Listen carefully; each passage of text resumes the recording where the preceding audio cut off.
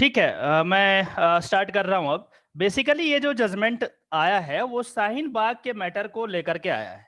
शाहीन बाग में हमने देखा कि अभी यहाँ पे प्रोटेस्ट हुए। तो इस पार्टिकुलर जजमेंट में पहले तो हम ये देखेंगे कि क्या ये जो प्रोटेस्ट है ये आपका फंडामेंटल राइट है या नहीं है। यदि फंडामेंटल राइट है तो क्या आप कहीं भी प्रोटेस्ट कर सकते हैं क्या? ये दो क्वेश्चन का इसमें आंसर मिलेगा। यदि फंडामेंटल राइट है तो कहाँ पे दिया गया है?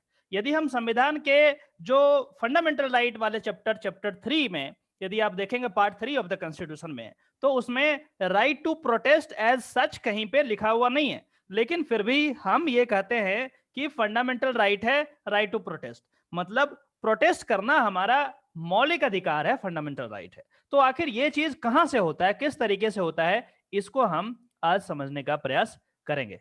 ठीक है, तो देखिए, हम यहाँ पे पहले देखते हैं कि आर्टिकल 19 क्या होता है और आर्टिकल 19 1 और 2 में किस तरीके से चीजें दी गई है, जिसके बेसिस पे हम ये मानते हैं, हम ये इंटरप्रेट करते हैं कि ये जो प्रोटेस्ट करना है वो हमारा फंडामेंटल राइट है। उसके बाद हम चीजों को देखेंगे। बेसिकली यहाँ पे जो जजमेंट है उसमें पहले और दूसरे पैराग्राफ में ये बताया जा रहा है कि ये जो लेजिस्लेचर है, एग्जीक्यूटिव है, जुडिशरी है, ये तीनों अलग अलग एक स्तंभ है, पिलर है डेमोक्रेसी के। और जिसमें से एक स्तंभ जो लेजिस्लेचर है, उन्होंने अभी सिटीजनशिप पे अमेंड करा, जो कि उनका अधिकार है, वो अपने अधिकार के दायरे में कुछ भी कर सकते हैं, कोई दिक्कत नहीं है। तो इस सिचुएशन में उन्होंने अपना काम कर दिया, एग्जीक्यूटिव जो है वो अपना काम कर रहा था, अब जुडिशरी को अपना काम करना है। और इसी के बीच में क्या हुआ कि प्रोटेस्ट स्टार्ट हो गए, जिसके और प्रोटेस्ट होने का कारण ये कहा जा रहा था कि जो लेजिस्लेचर ने बनाया है वो कानून सही नहीं है, वो कानून तर्क संगत नहीं है, न्याय संगत नहीं है, in accordance with the law नहीं है, लॉ को फॉलो नहीं करता है। ये कहना था जो प्रोटेस्टर्स थे, जो प्रोटेस्ट कर रहे थे, उनका। तो अब हमें देखना है कि किस तरीके से हम चीजों को बैलेंस करके चलते हैं। तो मैं बता रहा था आपको कि एक बार संसद में अपोजिशन पार्टी ने जब बोला कि जो रूलिंग पार्टी जो लॉ बनाया है वो लॉ सही नहीं है, तो इस पे जवाब आया था अरुण जेटली साहब का। अब तो वो नहीं रहे इस दुनिया में, लेकिन उनका जवाब मुझे याद है। उन्होंने कहा कि पार्लियामेंट का जो काम है वो लॉ बनाना है, पार्लियामेंट का काम लॉ बनाना है। अच्छा लॉ बनाए कोई जरूरी नहीं है, बात सही है। यदि हम टेक्निकल पॉइंट से देखें तो अच्छा लॉ बनाए कोई जरूरी नहीं है, पार्लियामेंट का काम लॉ बनाना है। समय समय पे हो सकता है कुछ लॉ अच्छे बनेंगे, कुछ लॉ खराब बनेंगे, वो बात मुझे याद है। हालांकि जब हम ये बात कहते हैं तो यदि हम इसको आर्टिकल 21 से रिलेट करें तो आर्टिकल 21 में कहता है due process of the law. मतलब जो लॉ आप बनाएंगे वो हमेशा अच्छा होना चाहिए, समाज के भलाई के लिए होना चाहिए, रीजनेबल होना चाहिए, रेशनल होना चाहिए। इन तमाम बातों को वहां पे डिस्कस करता है। तो कोई भी व्यक्ति जो आर्टिकल वगैरह लिख सकते हैं कि हाँ किस तरीके से ये कंट्राडिक्टरी है, लेकिन हम इसमें नहीं जाएंगे। हम दोनों चीज आपको बता रहे हैं ताकि आप अपने दिमाग में सही तरीके से उसको प्रोसेस कर पाए और एक लॉजिकल कंक्लूजन पे पहुंच पाए। फिलहाल हम देखते हैं कि आखिर ये राइट टू प्रोटेस्ट जो है वो किस तरीके से हमारा फंडामेंटल राइट है। हम पहले इसको समझ लेंगे, और इसको समझ लेंगे उसके बाद हम ये डिसाइड करेंगे कि आखिर यदि फंडामेंटल राइट हो गया तो इसको रिस्ट्रिक्शंस कैसे लगाने हैं, इस पे पाबंदियां कैसे लगानी है, इस चीज को हम समझेंगे। यहां तक बताइए कोई दिक्कत है, किसी को कुछ बोलना है, आवाज क्लियर है, दिख रहा है सब कुछ तो बता दीजिए, एक बार कंफर्म कर दीजिए ताकि हम आगे बढ़े। सब ओके सर। सब ओके सर। सब ओके, बहुत अच्छी बात है, गुड। ठीक है, ओके, तो आगे बढ़ जाते हैं, डायरेक्ट आते हैं। ये सब जो मैं छोड़ रहा हूं इसमें पूरा का पूरा बताया गया है कि किन हालात में यहाँ पे प्रोटेस्ट हुआ। बहुत सारे सैकड़ों हजारों लोग यहाँ पे आ गए। उसके बाद जो है ये रोड को ब्लॉक कर दिए। रोड को ब्लॉक करने के कारण बहुत सारे लोगों को नुकसान उठाना पड़ा। जो उस पार्टिकुलर रोड का इस्तेमाल करते थे कहीं जाने के लिए, उसको जाने नहीं दिया गया। यहां तक कि कुछ एम्बुलेंसेस को भी जाने नहीं दिए गए जो इमरजेंसी की बात करते हैं। आप बात करते हैं कि राइट टू प्रोटेस्ट जो है आपका फंडामेंटल राइट है, लेकिन आप ये मत भूलिए कि जो व्यक्ति एम्बुलेंस से जा रहा है उसका भी राइट टू लाइफ है, और राइट टू लाइफ के सामने आपका जो राइट टू प्रोटेस्ट है ना, वो इतना छोटा है, उसके सामने नहीं टिक सकता। तो जब आप रोड पे बैठ करके ये कह रहे हैं कि यदि वो आपका फंडामेंटल राइट है, तो जो एम्बुलेंस से लोग क्रॉस करने वाले हैं उनका भी ये फंडामेंटल राइट है कि उनको यथाशीघ्र ट्रीटमेंट मिले, अदरवाइज उनकी लाइफ जा सकती है। तो यहां पे जब भी कोर्ट ये देखता है, एक तरफा नहीं देखना चाहिए कोर्ट को दोनों पक्ष के राइट्स को एक बैलेंस करना चाहिए, जो कि बहुत जरूरी है। यदि एक तरफा देखेंगे तो प्रॉब्लम हो जाएगा। अब क्या क्या आर्गुमेंट्स यहां पे हुए, मैं आपको कोर्ट के भाषा में मैं आपको सिंप्लीफाई करके समझाने का प्रयास करता हूं कि आखिर क्या क्या हुआ यहां पे। ठीक है, अब देखिए यहां पे इससे पहले कि हम इसको देखें, हम ये समझ लेते हैं कि आखिर आर्टिकल 19 क्या है। आर्टिकल 19 को हम एक बार यदि समझ लेंगे तो फिर चीजें क्लियर हो जाएगी, हम जजमेंट को सही तरीके से समझने के लायक बन जाएंगे। देखिए आर्टिकल 19 की यदि हम बात करते हैं, article 19(1) in the constitution of India, यहां पे ये एक फंडामेंटल राइट है। पार्ट 3 में दिया गया है, part 3 of the constitution talks about the fundamental right, उसका एक आर्टिकल 19 है, बहुत इंपॉर्टेंट आर्टिकल है। और देखिए इसमें क्या कहता है कि ऑल सिटीजन्स शैल है मतलब जरूरी है, होना ही चाहिए, मैंडेटरी है, कोई एक्सक्यूज नहीं दिया जा सकता। कहता है all citizen shall have the right, क्या है ए देखिए, to freedom of speech and expression. पहला जो है आर्टिकल 19(1)(a), ये कहता है right to freedom of speech and expression. अब स्पीच की बात हम समझ गए, मैं आपको बोल रहा हूं, स्पीच दे रहा हूं, ठीक है। एक्सप्रेशन की बात यदि हम करते हैं तो एक्सप्रेशन कोई एक तरीके से व्यक्त नहीं किया जाता है। ये अभिव्यक्ति की आजादी मतलब ये हुआ कि आप अपने आप को किस तरीके से एक्सप्रेस कर पा रहे हैं। एक शिक्षक है, वो बोल करके क्लास लेकर के वो क्या कर सकता है, एक्सप्रेस कर रहा है। जज है, वो किस तरीके से कर रहा है, वो बोल नहीं रहा है, वो लिख रहा है, वो जजमेंट दे रहा है, उस तरीके से एक्सप्रेस कर रहा है। आप कोई पॉलिटिशियन को देखें किस तरीके से कर रहा है, भाषणबाजी कर रहा है। जो आर्टिस्ट हैं वो किस तरीके से कर रहे हैं, आर्ट बना करके कर रहे हैं, ठीक है। जो कार्टूनिस्ट हैं, आप हिंदू पेपर पढ़ते होंगे या कोई भी अखबार पढ़ते होंगे, उसमें कार्टून जरूर आता है। कार्टून में लिखा हुआ कुछ नहीं होता, एक पिक्चर होता है और बहुत सारा चीज उसमें ऑलरेडी उसमें निहित होता है, उसके अंदर होता है, आप उसको उसको इंटरप्रेट कर सकते हैं अपने अकॉर्डिंग। तो ये भी एक्सप्रेशन का पार्ट है। अभी आप यदि दूरदर्शन देखेंगे तो वहां पे जो वर्बली इंपेयर्ड लोग हैं उनके लिए वो क्या कर रहे हैं कि साइन लैंग्वेज भी साथ के साथ कर रहे हैं, ताकि उनको भी समझ में आए कि चीजें क्या चल रही है। वो भी एक एक्सप्रेशन का पार्ट है कि आप अपने आप को किस तरीके से अभिव्यक्त कर रहे हैं, किस तरीके से एक्सप्रेस कर रहे हैं। तो उसी तरीके से यदि हम इसका इंटरप्रिटेशन करें तो राइट टू प्रोटेस्ट जो है, प्रोटेस्ट करना भी एक तरीके का एक्सप्रेशन है, कि जो लोग हैं वो एक्सप्रेस कर रहे हैं खुद को कि देखिए जी, मैं आपके द्वारा बनाए गया लॉ से संतुष्ट नहीं हूं, इसीलिए इसको चेंज कर दीजिए, या फिर इसमें जो जरूरी है उसको आप अमेंड कीजिए। ये एक्सप्रेशन की बात हुई मोर और लेस। दूसरा जो है बी क्लॉज, वो कहता है to assemble peacefully and without arms, मतलब आप एक जगह एकत्रित हो सकते हैं शांति रूप से, शांति प्रिय रूप से आप एक जगह एकत्रित हो सकते हैं, एंड विदाउट आर्म्स। ये बात क्लियर कर दिया गया कि आपके पास कोई भी हथियार नहीं होना चाहिए। ऐसा नहीं कि चाकू और कट्टा लेकर के आप पहुंच जाइए और बोलिए ये मेरा फंडामेंटल राइट है, नहीं।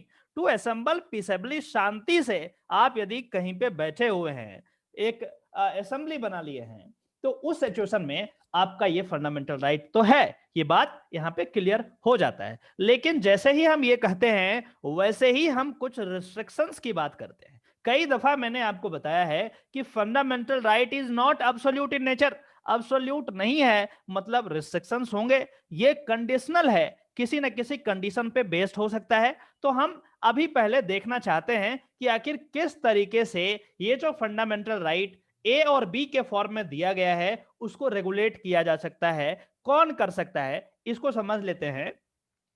और यदि हम इसको समझ लेंगे तो जजमेंट के आर्गुमेंट को समझना बड़ा आसान हो जाएगा। अदरवाइज आप पढ़ेंगे वो लीगल लैंग्वेज है, टेक्निकल होगा, समझ में नहीं आएगा। पहले ये समझना जरूरी है। देखिए आर्टिकल 19(2) की यदि हम बात करें, 2 की यदि बात करें, यहां पे कहता है कि nothing in sub clause A of the clause 1 shall affect, मतलब इसकी बात कर रहा है, इसकी बात कर रहा है, freedom of speech and expression की बात कर रहा है। Nothing in sub clause A of clause 1 shall affect the operation of any existing law or prevent the state from making any law, मतलब लॉ तो बना सकता है, उसको रेगुलेट करने के लिए स्टेट, ये बात यहीं पे लिखा गया है। In so far as such law imposes reasonable restrictions, reasonable restrictions लगाए जा सकते हैं आपके फंडामेंटल राइट पे, और इसीलिए ये अब्सोल्यूट नहीं हो सकता, ये कंडीशनल है। किस चीज पे कंडीशन है? रीजनेबल रिस्ट्रिक्शंस लगाए जा सकते हैं। कौन लगाएगा? सरकार लगा सकती है, गवर्नमेंट लगा सकती है। वही बात यहां पे कर रहा है कि imposes reasonable restrictions on the exercise of the right conferred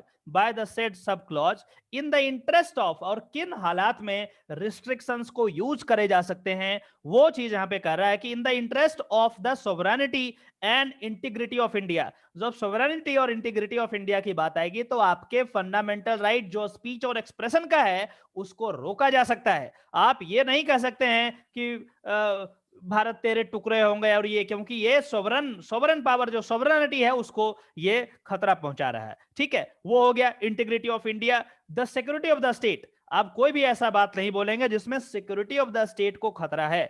उसके बाद friendly relation with the foreign state, आप कुछ भी इस तरीके की अभिव्यक्ति की आजादी आपको नहीं दी जाएगी जिससे किसी दूसरे कंट्री से हमारे कंट्री का ताल्लुकात खराब हो जाए, रिलेशन खराब हो जाए, वो चीज भी बर्दाश्त नहीं की जा सकती। कहता है पब्लिक ऑर्डर, पब्लिक में ऑर्डर बनाने के लिए, पब्लिक में डिसऑर्डर नहीं क्रिएट हो जाए, इसलिए यदि जरूरत पड़े तो लॉ बना करके जो है सरकार जो है, पार्लियामेंट जो है आपको रेगुलेट कर सकती है।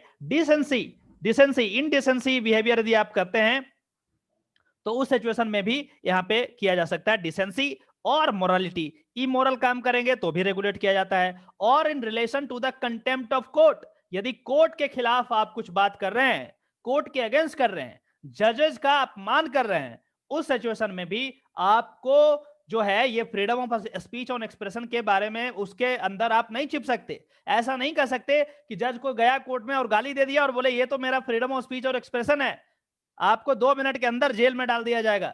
ठीक है, उसके बाद जो है डिफेमेशन, किसी को डिफेम नहीं कर सकते आप, आपके पास राइट है बोलने का, इसका ये मतलब नहीं किसी के बारे में कुछ भी बोलना शुरू कर दीजिए। डिफेमेशन और इंसाइटमेंट टू एन ऑफेंस, आप कुछ भी ऐसा नहीं कहेंगे जिसके कारण कोई ऑफेंस जो है इंसाइट हो जाए, कुछ भड़काऊ जो भाषणबाजी करते हैं वो वाली चीज आप नहीं करेंगे। ऐसा रिस्ट्रिक्शंस यहाँ पे प्लेस किए गए हैं। और ठीक उसी प्रकार से यदि हम सब क्लॉज बी को देखें, to assemble peacefully and without arms, तो इसमें भी रिस्ट्रिक्शंस हैं।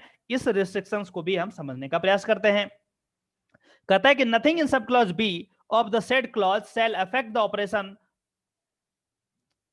of any existing law insofar as it imposes or prevent the state from making any law imposing in the interest of the sovereignty, integrity of India or public order reasonable restrictions on the exercise of the right conferred by the said sub clause। तो ये दो चीज है, ये समझ में आ गया। अब यहां तक बताइए कि ये चीज समझ में आ गया, आवाज क्लियर है, सब कुछ सही है, तो मैं आगे बढ़ूंगा। आप एक बार रिप्लाई कीजिए। यस सर, सब कुछ सही है।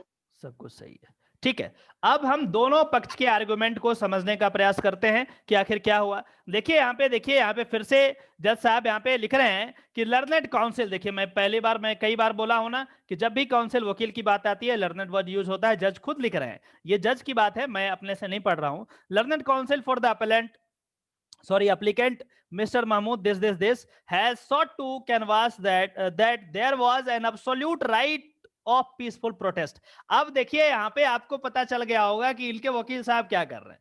इनके वकील साहब जो पिटिशनर हैं वो कह रहे हैं कि there was an absolute right of peaceful protest, बोल रहे हैं एब्सोल्यूट राइट है पीसफुल प्रोटेस्ट करने का, ये आर्गुमेंट। और आप जो है अभी तक आपको समझ में आ गया होगा कि एब्सोल्यूट तो फंडामेंटल राइट है ही नहीं, लेकिन आर्गुमेंट क्या हो रहा है। देखिए अब आप इस पोजीशन पे हैं कि चीजों को लीगल लैंग्वेज को समझ सकते हैं। तो ये आर्गुमेंट कर रहे हैं कि absolute right of peaceful protest both in respect of space and number, मतलब कहीं भी कर सकते और कितने भी तादाद में कर सकते हैं, चाहे 1 लाख हो, 1 करोड़ हो, 10,000 हो, कितने भी नंबर में लोग हो सकते हैं और किसी भी स्पेस में।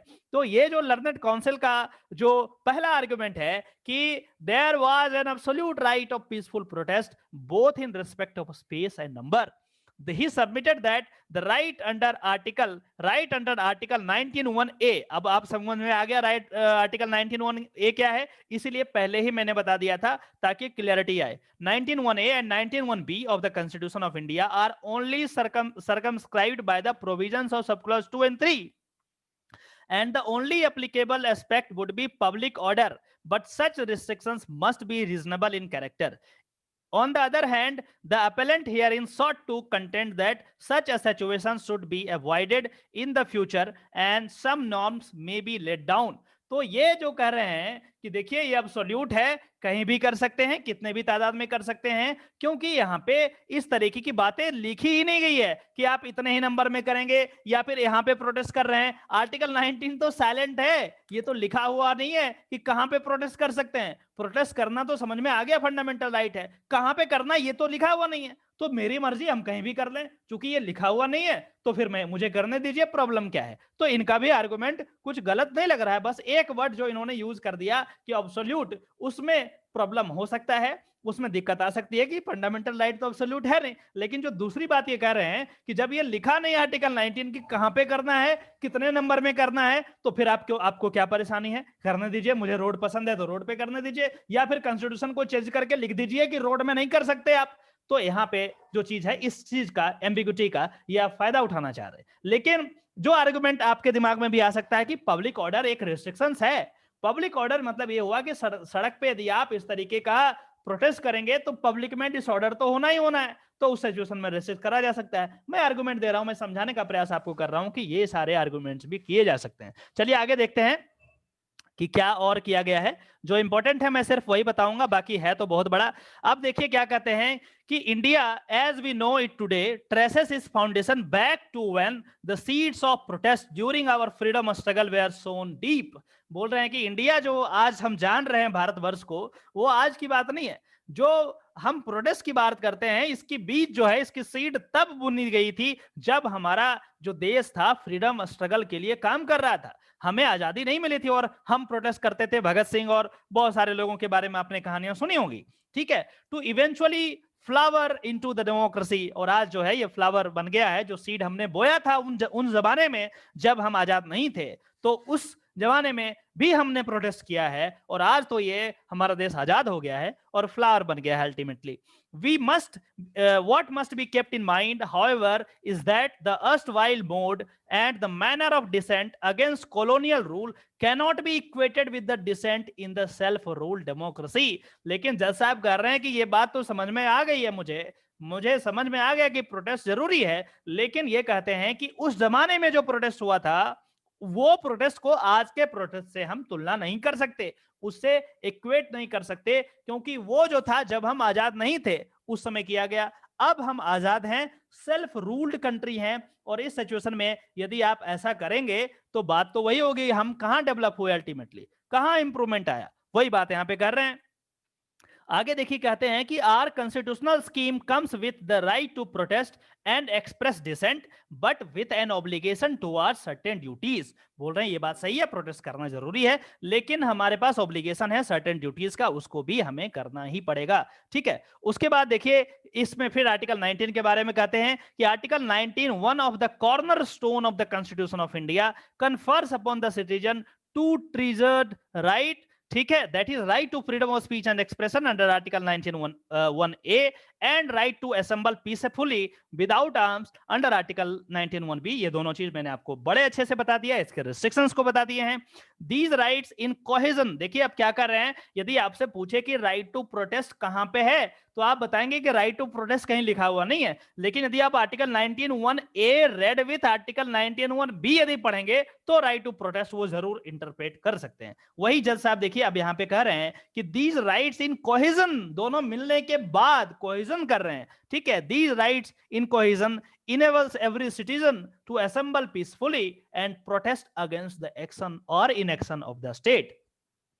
The same must be respected and encouraged by the state for the strength of democracy। और ये कह रहे हैं कि ये encourage करना चाहिए डेमोक्रेसी में स्टेट के द्वारा, ताकि हम डेमोक्रेसी को स्ट्रेंथन कर पाए, मजबूत बना पाए। ये प्रोटेस्ट को करने की बात कर रहे हैं कि प्रोटेस्ट तो होना ही चाहिए। जज साहब इसको बिल्कुल क्लियर कर दिया कि ये हमारा फंडामेंटल राइट है और आप कीजिए, कोई दिक्कत नहीं है। तो वही कह रहे हैं कि the same must be respected and encouraged by the state for the strength of democracy such as ours lie in the state. These rights are subject to the reasonable restrictions, जो कि मैंने आपको बताया है। Which inter alia, अब inter Alia क्या होता है आप मुझे बताएंगे नेक्स्ट क्लास में, इसका मतलब क्या होता है। इंटर आलिया लीगल लैंग्वेज है, लीगल चीज है, आप मुझे जरूर रिप्लाई करेंगे, नेक्स्ट बार मैं पूछूंगा, ठीक है। Which inter alia pertains to interest of sovereignty and integrity of India and public order, ये सारी बातें मैं आपको ऑलरेडी बता दिया हूं। and to the regulation by the concerned police authorities in this regard. Additionally, अब देखिए और क्या कर रहे हैं। Additionally, as we discussed in the मजदूर किसान शक्ति संगठन, एक केस के बारे में बात कर रहे हैं। इस केस को क्या कहते हैं, देखिए जब भी इस तरीके का केस यूज होता है तो हम क्या कहते हैं, प्रेसिडेंट। प्रेसिडेंट मैंने आपको बताया था कि पहले दिया गया है यदि कोई जजमेंट माननीय कोर्ट के द्वारा, तो उसको जब बाद में यूज करते हैं तो कहते हैं कि ये प्रेसिडेंट है, इस तरीके की चीजें होनी चाहिए। तो ये प्रेसिडेंट है। अब साथ के साथ ये सारी बातों को आप नोट करते जाइएगा कि कौन सा वर्ड क्या होता है, इसको समझना जरूरी है। मैं एक एक करके मैं समझाऊंगा नहीं, जहां पे जो आएगा मेरे दिमाग में क्लिक करेगा मैं वहीं पे बता दूंगा आपको, ठीक है। Each fundamental right be it of individual or of a class does not exist in isolation and has to be balanced with every other contrasting right। अब देखिए यहां पे कह रहे हैं कि ये तो बात सही है कि फंडामेंटल राइट है आपका, लेकिन ये अब्सोल्यूट नहीं हो सकता, ये आपको आइसोलेशन में इसको नहीं कर सकते, इसके साथ साथ रिस्ट्रिक्शंस हैं, इनको भी बैलेंस करना पड़ेगा। ये बैलेंस जरूरी है, to be balanced with every other contrasting right. तो और दूसरे राइट जो कंट्राडिक्टरी है उसको भी आपको ध्यान में रखना पड़ेगा। तो ये अल्टीमेटली कह रहे हैं कि जो रिस्ट्रिक्शंस दिए गए हैं उसको भी ध्यान में रखिए। It was in this respect this is the case an attempt was made by us to reach a solution where the right of the protesters were to be balanced with that of the commuters। अब ये कह रहे हैं कि right जो protesters का था वो एक राइट है, लेकिन दूसरा जो कम्यूटर्स हैं, जो लोग यूज करते हैं उस रोड को, उसके पास भी राइट है उसका। तो हमें बैलेंस तो करना पड़ेगा, और कोर्ट ने बैलेंस करने का बहुत प्रयास किया।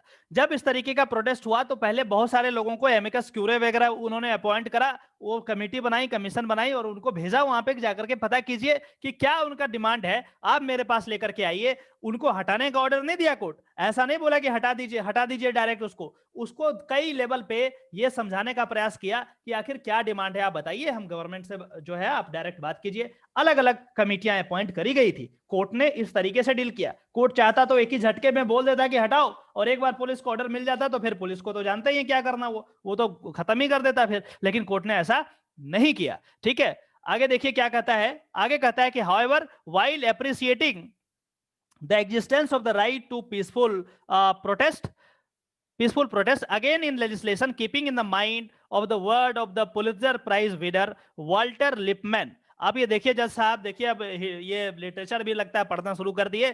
कहते हैं कि however while appreciating the existence of the right of peaceful protest against the legislation, keeping in mind the words of the Pulitzer Prize winner। अब आप देख लीजिएगा इसमें, देखिए ये और एक क्वेश्चन यहाँ पे बन गया कि पुलित्जर प्राइज किस क्षेत्र में दिया जाता है, किस एरिया में दिया जाता है, किनको दिया जाता है, ये सब चीज आप देख लीजिए। पढ़ने का मतलब ये हुआ कि आपको होलिस्टिक रूप में पढ़ना पड़ेगा, जो भी इंपॉर्टेंट लगेगा आप नोट करते रहिए, आप इसको देख लीजिएगा।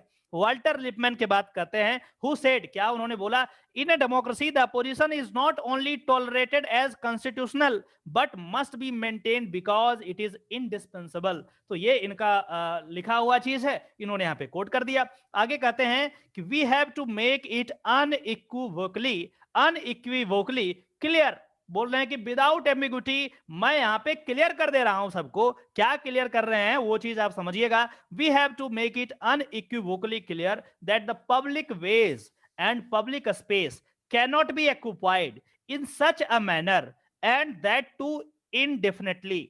अब देखिए, आप में से कई लोग बोलते थे ना मुझे कि सर आप कैसे पता करेंगे कि कौन सा रेशियो ऑफ द केस है और कौन सा ऑर्बिटर ऑफ डिक्टा है।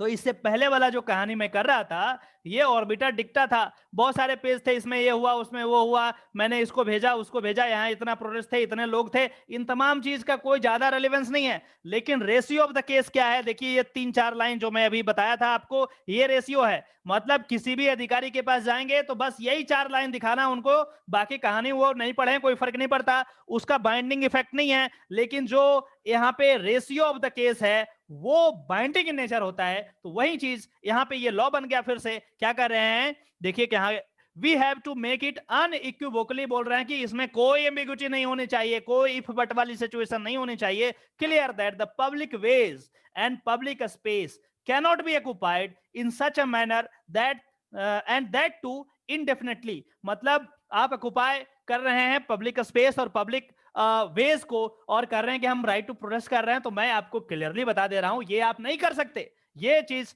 इन्होंने बिल्कुल क्लियर कर दिया। आगे देखिए क्या कहते हैं कि डेमोक्रेसी एंड डिसेंट। अब देखिए डेमोक्रेसी और डिसेंट के बारे में ये एक तरीके से बैलेंस करने का प्रयास कर रहे हैं।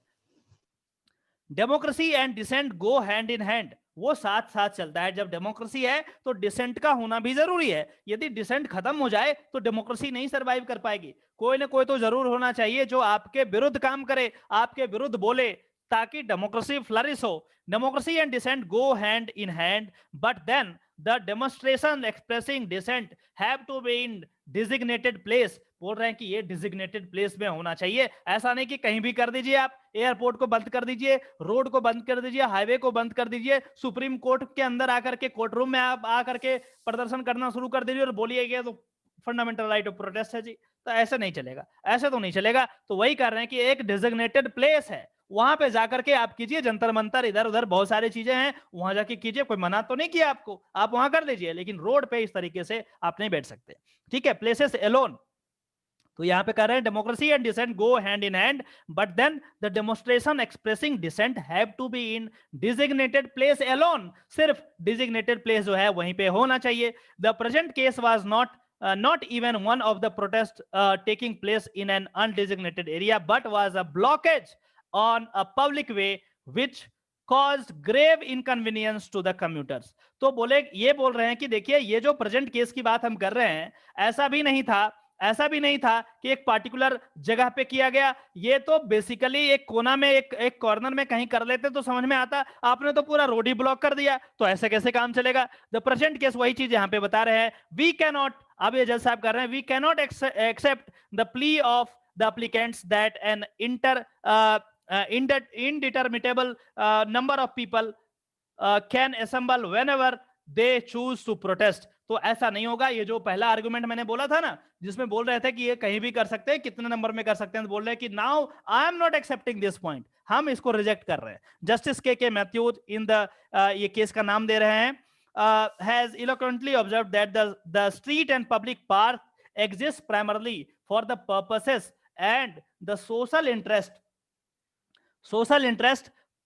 promoted by untrammeled exercise of the freedom of utterance and assembly in public street must yield to social interest, which prohibition and regulation of a speech are designed to protect, but there is constitutional difference between the reasonable regulation and the arbitrary exclusion। तो यहाँ पे ये और कुछ बात यहाँ पे कर रहे हैं पहले के केसेस के बारे में, और ये कह रहे हैं कि ये जो आपने किया है एक तरीके से रीजनेबल तो बिल्कुल है ही नहीं, क्योंकि आपने रोड को ही ब्लॉक कर दिया। तो यहाँ पे इस तरीके से आर्गुमेंट आप नहीं ले सकते। ठीक है, लास्ट में ये कहते हैं कि we have thus no hesitation in concluding that such kind of occupation of public ways, whether at the site in question or anywhere else, to protest is not acceptable, and administration ought to take action to keep the areas clear of encroachments or obstructions। तो ये कह रहे हैं कि यदि इस तरीके का होगा तो एडमिनिस्ट्रेशन जो है, पुलिस से आप पे कार्रवाई कर सकती है, कोई दिक्कत नहीं है। उसके बाद कहते हैं the court adjudicate the legality of the action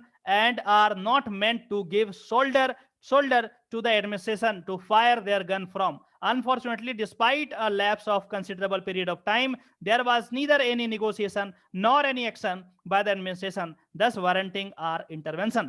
तो यहाँ पे कोर्ट ने यह भी कहा कि यदि मैं चाहता तो पहले ही ऑर्डर कर देता दिल्ली पुलिस को और उसको खत्म कर देती, लेकिन कोर्ट जो है ये कभी नहीं करेगा। कोर्ट जो है, जो एग्जीक्यूटिव है, वो कोर्ट के कंधे पे रख करके बंदूक चलाने की इजाजत नहीं देगा। ऐसा कर सकता था, लेकिन मैंने नहीं किया। ऊपर से क्या किया, निगोशिएट करने का प्रयास किया, बहुत सारे निगोशिएटर्स को आपके पास भेजे ताकि चीजें क्लियर हो जाए। लेकिन ये यहां पे क्लियर हो गया कि यदि आप किसी रोड को ब्लॉक करेंगे, किसी चीज को आप ब्लॉक करने का प्रयास करेंगे, पार्लियामेंट में कर दें, सुप्रीम कोर्ट में यदि आप करना शुरू कर दें इस तरीके का प्रोटेस्ट, तो राइट टू फंडामेंटल राइट जो आपका है वो रिस्ट्रिक्शंस इसमें पब्लिक ऑर्डर में आ जाएंगे और आपके फंडामेंटल राइट को रिस्ट्रिक्ट करा जा सकता है। तो फिलहाल इसमें रेशियो ये हुआ कि आप कहीं भी और अनगिनत दिनों तक इस तरीके से प्रोटेस्ट नहीं कर सकते हैं। जो डिजिग्नेटेड प्लेस है आप जाकर के वहां प्रोटेस्ट कीजिए, कोई दिक्कत नहीं है, उसमें मैं मना नहीं कर रहा। प्रोटेस्ट, राइट टू प्रोटेस्ट को तो यहाँ पे लेजिटिमेसी दी जा रही है कि हाँ राइट टू प्रोटेस्ट एग्जिस्ट करता है। ये जज साहब का यहाँ पे ये चीज है। और बाकी यहाँ पे ये सारी चीजें इन्होंने कहा है कि we only hope that such a situation does not arise in the future and protest are subject to the legal position as enunciated above with some sympathy and dialogue but are not permitted to get out of hand. ये यहाँ पे जज साहब ने कहा और case को खत्म कर दिया। आज का एक अखबार में छपा है ये चीज, यदि आप इसको देख पा रहे हैं ठीक से, आप मुझे बताइए कि क्या आप इसको देख पा रहे हैं, चीजें क्लियर है? ये दिख रहा है तो मैं इसको आगे मैं बता सकता हूँ। क्लियर है, दिख रहा है ये चीज क्या है, समझ में आ रहा है? Yes sir. Yes sir. ठीक है, समझ में आ रहा है। तो इसको बड़े शॉर्ट में करते हैं, हमारे पास ज्यादा नहीं है, 6 मिनट का टाइम है, उसके बाद दोबारा हम मिलेंगे, आपका जो कुछ डाउट्स वगैरह होगा उसको हम देख लेंगे, कोई दिक्कत नहीं। आज का ये अखबार में ये है डिसेंट टू ऑर्डर। अब ये क्रिटिसाइज कर रहे हैं जजमेंट को, देखिए कैसे। अभी तक जो हमने पढ़ा वो मोर और लेस हम तो सेटिस्फाइड है कि हाँ चीजें ठीक कर रहे हैं। ऐसा नहीं कि आप एम्बुलेंस को रोकना शुरू कर दीजिए, कहीं भी कर दीजिए, ये ठीक नहीं होगा। लेकिन देखिए ये किस तरीके से डिसेंट ये इनको क्रिटिसाइज करने का प्रयास कर रहे हैं। अब कहते हैं कि there was a reason behind the geography of anti CAA sit ins, by ignoring it supreme court constricts definition of the public sphere. अब ये साहब ये कह रहे हैं, खैर जो भी कहें बात ठीक है, देखते हैं कि इसमें और क्या चीज लिखा हुआ है। यहाँ पे लिखा हुआ the supreme court has spoken on the शाहीन-बाग सिट-इन in response to a petition that short removal of the protester whose protest had blocked traffic and public way. It is disappointing to here, अब ये कह रहे हैं कि मुझे disappoint हो रहा है, किस बात के लिए? It is disappointing to here what the apex court has to से। The शाहीन-बाग protest is long over, it ended in March, but the national capital and the small town across the country were taking inspiration from the शाहीन-बाग। अब ये कह रहे हैं कि शाहीन-बाग को देखते हुए और भी जगह प्रोटेस्ट हो गए थे, तो ये तो इससे इंस्पिरेशन ले रहे थे, ये तो और डेमोक्रेसी को मजबूत करने वाली बात है, तो ऐसा और जगह होना चाहिए, ये साहब कह रहे हैं। Similar citizens had come up to express opposition to a discriminatory citizenship law. The anti-CAA mobilization has left a mark on Askya। ठीक है, these were largely spontaneous। अब बोल रहे हैं कि ये सोचा समझा नहीं था, स्पॉन्टेनियस था, एकाएक हुआ spontaneous. Mostly leaders protest which shelter under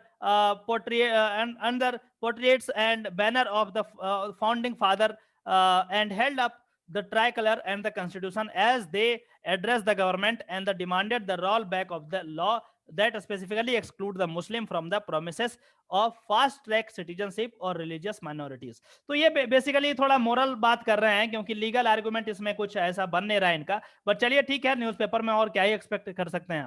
देखिए क्या कर रहे हैं कि in its response the government sought to लेवल the protest as anti national and even criminalise them if the government turned a deaf ear to the protesters of Shahin-Bagh, which is also why the sits-in continued for as long as it did। अब ये कह रहे हैं कि ठीक है, protest जो हुआ उसमें सबसे बड़ा कारण था गवर्नमेंट था, वो डीफ ईयर मतलब सुन ही नहीं रहे थे, वो कान बंद कर लिए थे। The court looks back at them now with an unseeing eye, और बोल रहे हैं कि अब तो कोर्ट भी आंख अपना बंद कर लिया, क्योंकि कोर्ट भी ऐसा बोल दिया कि आप प्रोटेस्ट नहीं कर सकते, ये साहब कह रहे हैं। अब देखिए क्या सही कर रहे हैं क्या नहीं, अब आप इस पोजीशन पे होंगे चीजों को समझ सकें, इंटरप्रेट कर पाए, ठीक है। कोई भी कुछ बोलते उसमें बह नहीं जाए। तो ये चीज देखिए क्या कर रहा है कि पब्लिक प्रोटेस्ट, अब एक कोर्ट के बारे में कह रहे हैं कि public protest is said Wednesday must be in designated areas alone and public ways and public space can not be occupied and that too indefinitely। ये चीज इन्होंने मेंशन किया यहाँ पे। अब ये देखिए क्या किस तरीके से क्रिटिसाइज करते हैं। With due respect the court response shows a constricted view of the public sphere. आपको बहुत संकीर्ण सोच है कोर्ट का, इन्होंने ये कह रहे हैं even though it had 2 reports by the interlocutors. मैंने बोला था ना कि इंटरलोक्यूटर्स को भेजा था, 2 को भेजा था और बोला था रिपोर्ट लेकर के आइए तभी हम उस पर काम करेंगे। कोर्ट जो है पुलिस को आदेश नहीं दिया था उसको बंद करने का। Interlocutors it appointed to go to Shaheen Bagh, it doesn't see in the geography of the LTCA protest the bigger picture. अब बोल रहा है लेकिन ये तो किया, लेकिन बिगर पिक्चर को छोड़ दिया कोर्ट। क्या छोड़ दिया भाई? Certainly it is unacceptable that sits in must not inconvenience commuters and citizens who wish to go on with work and play। अब ये भी बात ये समझ रहे हैं, क्योंकि ये भी बात ये बोल रहे हैं कि हाँ ये बात तो ठीक है कि जो कम्यूटर्स हैं उनको नुकसान नहीं होना चाहिए, क्योंकि इनके पास दूसरा ऑप्शन नहीं है, इनको बोलना ही पड़ेगा। But in a democracy which assures the right of dissent, this is surely a negotiation, not inflexible rule. The NTCA protests in Shahin Bagh and in the mini Shahin Bagh in Wasseypur Dhanbad, ये सब बता रहे हैं कि यहाँ हुआ। शाहीन बाग को देखते हुए ये सारी जगह भी इस तरीके से चीजें हुई, और बेसिकली जो मुस्लिम डोमिनेटेड एरिया थे वहां पे हुआ। ये बहुत सारे कोलकाता और बहुत सारे का वो दे रहे हैं। अब देखिए यहाँ पे लास्ट पैराग्राफ कहते हैं the onus was on the court to understand why the protester converge at Shaheen Bagh और मोहल्ला, ये सब जगह का नाम बता रहे हैं, एंड नॉट एल्सवेयर। बोल रहे हैं कि वहीं क्यों हुआ खड़ा, वहीं क्यों रुका और बाकी क्यों नहीं हुआ, ये कोर्ट को समझना चाहिए था, ये कह रहे हैं यहाँ पे ऐसा। And to understand to that the democracy protest cannot be shaped and